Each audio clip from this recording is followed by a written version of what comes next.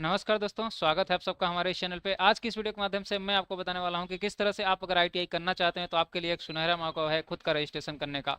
आपको कहीं भी ऑनलाइन की दुकान पे जाने की ज़रूरत नहीं है, खुद से ही आप अपना पूरा फॉर्म स्टेप बाय स्टेप अपने ही मोबाइल से भर सकते हैं। यानी कि आपको किसी भी एमपी ऑनलाइन की दुकान पर जाने की आवश्यकता नहीं है। तो इसके लिए आपको क्या करना है, सबसे पहले इस तरह से लिखेंगे ITI और साथ में आपको लिख लेना है काउंसलिंग। काउंसलिंग की स्पेलिंग मैं ऐसे ही लिख रहा हूँ क्योंकि मेरे को स्पेलिंग पर ध्यान नहीं देना है।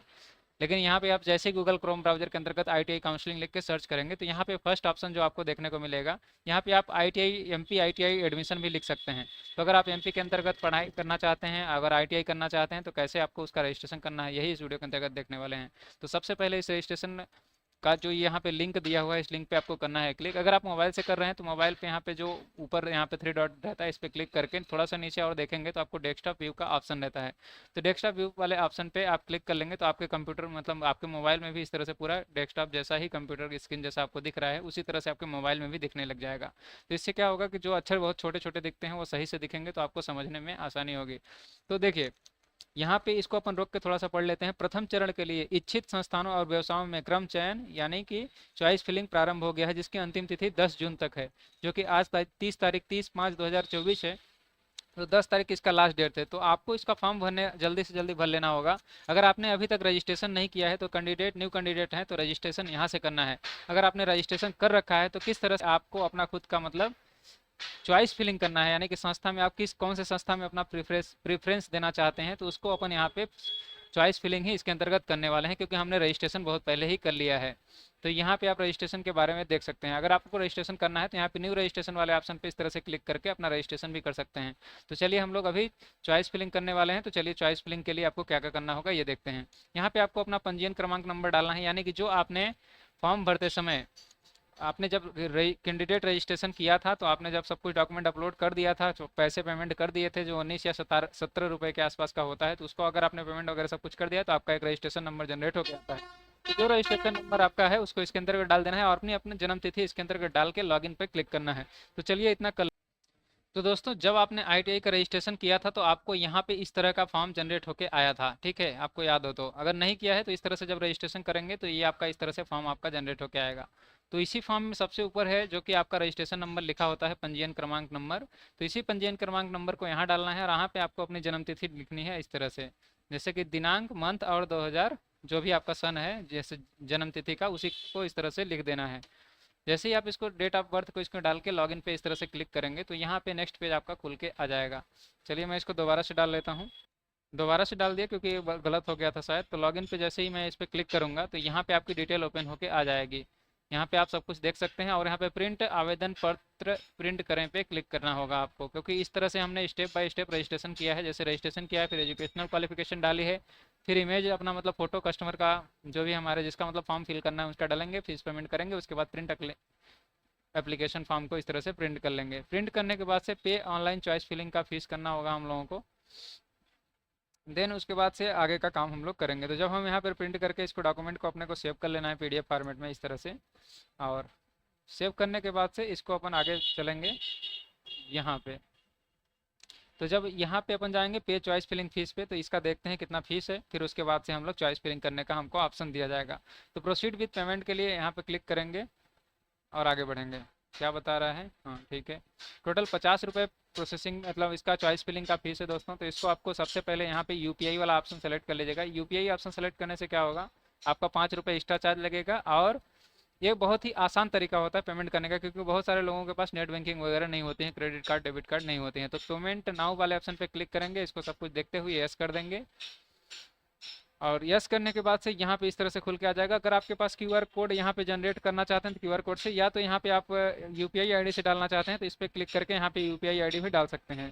तो UPI ID क्यों डालूंगा दोस्तों, मैं यहाँ पे डायरेक्ट QR कोड स्कैन करके पेमेंट कर देता हूँ। QR कोड मैंने इस तरह से क्रिएट किया है और अपने मोबाइल में मैं यहाँ के अपना कैमरा ओपन कर ले रहा हूँ, यानी कोड स्कैन करने वाला। गूगल पे, फ़ोन पे, तेज आप जो भी चलाते हैं, Paytm वगैरह, तो वहाँ से आप इसको स्कैन करके डायरेक्ट सीधा सीधा आपको पेमेंट कर लेना है।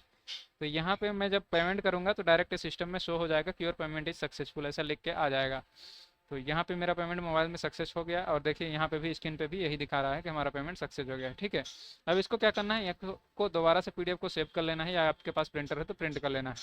प्रिंट करने के बाद से यहाँ पे आगे हमको एक और ऑप्शन देखने को मिलेगा।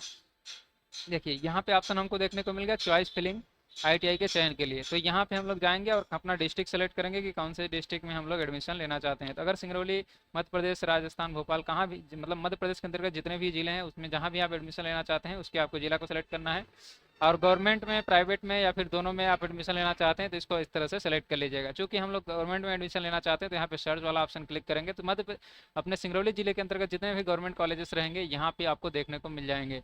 और यहाँ पे देखने के बाद से उनको आपको सीक्वेंस में इस तरह से कर लेना है। मतलब इस तरह से, जैसे कि मान लीजिएगा यहाँ पे जो आपका कॉलेज है इसके चितरंगी में है तो इसको हम लोग यहाँ पे ऐड करेंगे, ऐसे ऐसे ऐड करेंगे तो यहाँ पे ये दिख जाएगा। अगर इसको डिलीट करना है तो इसको हम लोग यहाँ पे रिमूव भी कर सकते हैं। तो ये कस्टमर से पूछ के ही आपको करना है, यानी कि आपको अपने दिमाग से सबको कॉलेजेस को ध्यान से देख लेना है और उसके बाद से ही इसको सेलेक्ट करना है।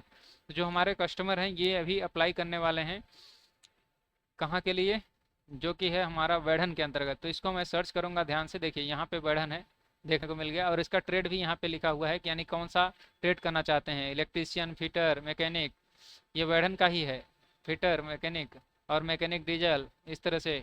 तो सब ऑप्शन आपको ध्यान से देख के इनको सिलेक्ट स्टेट वाइज, मतलब ध्यान से एक एक करके सिलेक्ट करना है। जी जो आपका यहाँ पे पहले नंबर पे रहेगा, मान लीजिए मैंने इसको दोनों को इस तरह से सिलेक्ट कर दिया, फिर इसको सेलेक्ट कर दिया, तो जिसको आपको पहले करना है उसको पहले नंबर पे ऐसे रखना है।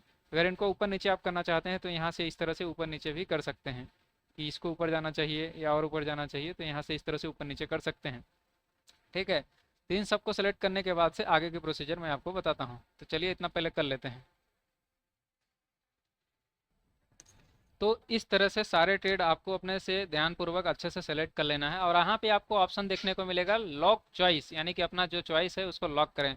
तो यहाँ पे इसको यस प्रोसीड कर दीजिएगा और यहाँ पे जाएगा जो भी आपका मोबाइल नंबर शुरू में आपने रजिस्ट्रेशन करवाया था, तो जो मोबाइल नंबर था उस पर गया है ओटीपी। ओटीपी को इसके बाद इसमें डालने के बाद से लॉक चॉइस पे क्लिक करना है। तो चलिए इतना करते हैं। तो यहाँ पे देख सकते हैं ओटीपी डालने के बाद से इस तरह से लॉक चॉइस पे क्लिक करेंगे, फिर से पूछेगा कंफर्म करना चाहते हैं तो हाँ कंफर्म कर दीजिएगा इसको।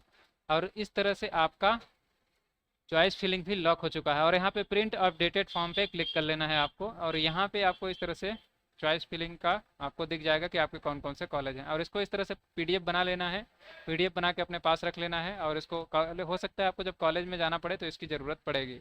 अगर नहीं पड़ती है तो भी आपको इसको सेव करके रख लेना है, नहीं तो सेव नहीं भी करेंगे तो आप बाद में भी इसको सेव कर सकते हैं दोबारा से कभी भी लॉगिन करके। तो ये था सिंपल सा प्रोसीजर पूरा आईटीआई का चॉइस फिलिंग कैसे करना है। उम्मीद करता हूँ आपको सब कुछ समझ में आ गया होगा। अगर फॉर्म भरते समय आपको कोई भी डाउट आता है, यानी कुछ भी कन्फ्यूजन होता है, आप नहीं कर पा रहे हैं, कुछ भी असुविधा आती है, यानी कि कोई भी दिक्कत परेशानी आती है, तो कमेंट सेक्शन में कमेंट करिएगा, मैं आपकी पूरी हेल्प करूँगा। इस संबंध में आप बिल्कुल निश्चिंत रहेंगे। ठीक है, मिलते हैं नेक्स्ट वीडियो के अंतर्गत। तब तक इसी तरह से देखते रहिए, हंसते रहिए, मुस्कुराते रहिए और चैनल को सब्सक्राइब करना बिल्कुल मत भूलिएगा। थैंक्स फॉर वॉचिंग दोस्तों।